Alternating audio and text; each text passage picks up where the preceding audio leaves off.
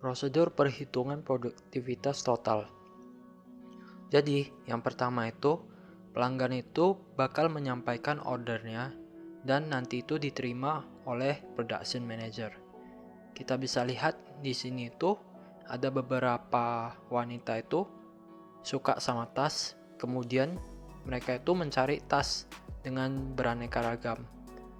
Tas inilah nanti yang dijadikan sebagai order oleh si bagian produksi manager. Setelah itu, nantinya manajer produksi perusahaan itu bakal menentukan ukuran batch size masing-masing order berdasarkan konsep biaya minimum.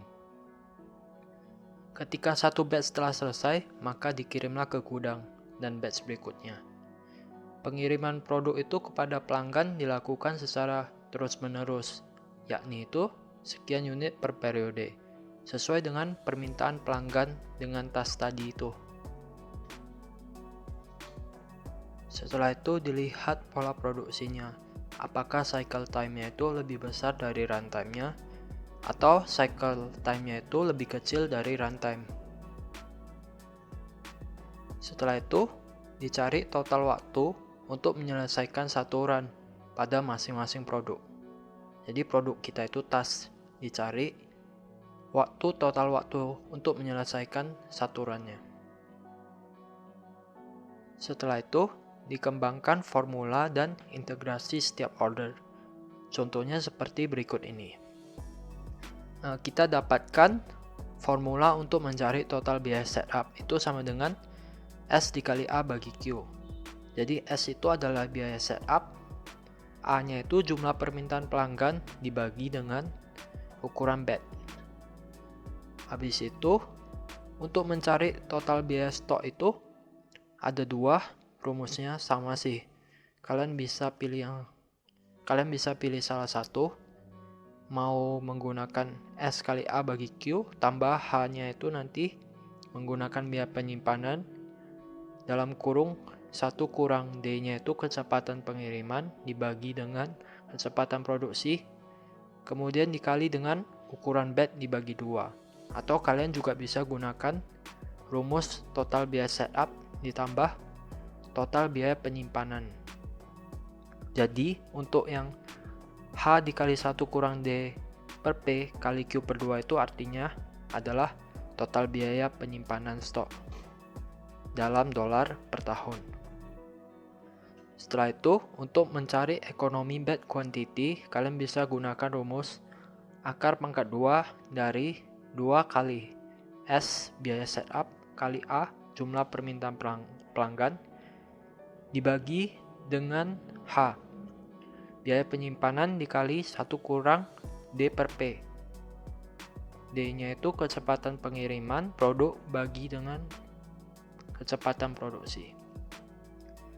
Dan yang terakhir itu, kalian harus mencari berapa sih produktivitas totalnya.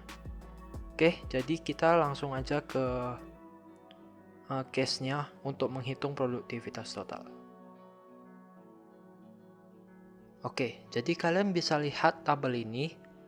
Di sebelah kirinya itu ada order. Jadi tadi ada tas A, tas B, tas C, tas D, seterusnya itu. Kemudian ada engine latte. Itu maksudnya manajer produksinya itu melihat produk apa yang nantinya bakal diproduksi. Jadi kalian bisa lihat di sebelah kanannya itu adalah produk yang udah dihasilkan oleh si manajer produksi tadi. Habis itu, dari tiap orderan tadi yang ada tas A, tas B, tas C, kita tentukan dulu permintaannya. Kita cari tahu berapa permintaannya dari tiap tas itu. Kemudian kita cari kecepatan produksinya dan waktu untuk memproduksi satu tas itu. Biaya penyimpanannya di gudang, kemudian biaya setup, dan kita tentukan harga jualnya dan penaltinya. Setelah itu langkah 2, kita tentukan pola produksinya. apakah cycle time-nya lebih besar dari runtime atau cycle time-nya itu lebih kecil dari runtime. Di sini saya kasih contoh ke kalian, kalau pada order task A itu cycle time-nya itu lebih besar dari runtime. Ini kalian bisa lihat grafiknya itu seperti ini. Akan tetapi untuk yang order B, task B, cycle time-nya itu lebih kecil dari runtime. Maka kalian bisa lihat grafiknya itu seperti ini. Habis itu kita mencari total waktu yang dibutuhkan untuk menyelesaikan satu run. Jadi di tabel ini kalian bisa lihat untuk setiap order itu satu run telah selesai, maka run berikutnya itu bakal dimulai 43,25 hari lagi. Kalian juga bisa lihat beberapa order seperti yang BCGH ini udah mengalami situasi stock out. Artinya itu jumlah persediaannya itu udah habis sebelum run berikutnya tiba. Setelah itu kita bikin satu tabel lagi untuk mencari total dari penerimaan sama biaya. Jadi kita bisa lihat di sini itu ada order task A sampai task H, kemudian jumlah produksi, jumlah dikirim. Jadi yang paling penting itu di bagian total penerimaan dulu. Total penerimaan itu didapat dari revenue dikurangi denda. Jadi kalau yang task A itu revenue-nya 50.000 dikurang dendanya nggak ada, artinya totalnya itu 50.000. Habis itu kalau task B itu 65.890 dikurangi 2.055 itu hasilnya 63.835 dan seterusnya. Kemudian ditotalkan, kalian bisa lihat di bagian sini itu 404.470. Jadi ini angka yang nantinya kita bakal gunain untuk menghitung produktivitas total. Oke, habis itu di kolom biaya itu untuk totalnya itu dicari dengan cara ditambahkan operasi ditambah inventory.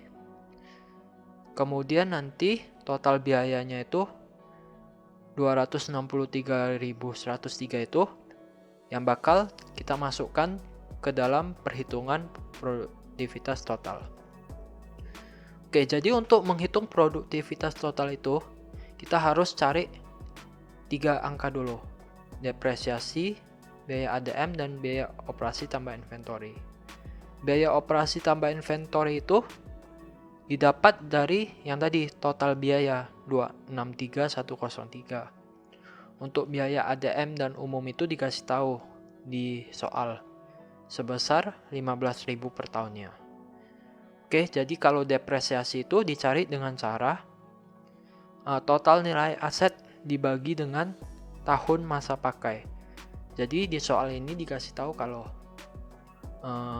asetnya itu totalnya sebesar 140.000 dan bisa dipakai selama 5 tahun. Artinya kita bagikan aja total aset dibagi dengan tahunnya, didapat 28.000.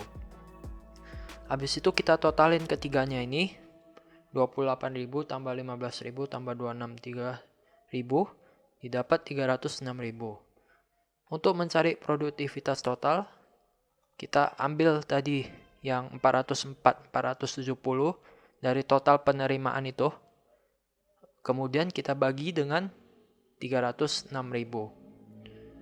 Hasilnya itu mendapat 1,32 dolar per dolar. Sekian prosedur perhitungan produktivitas total beserta dengan case-nya. Kami mengucapkan terima kasih buat kalian yang udah nonton video ini.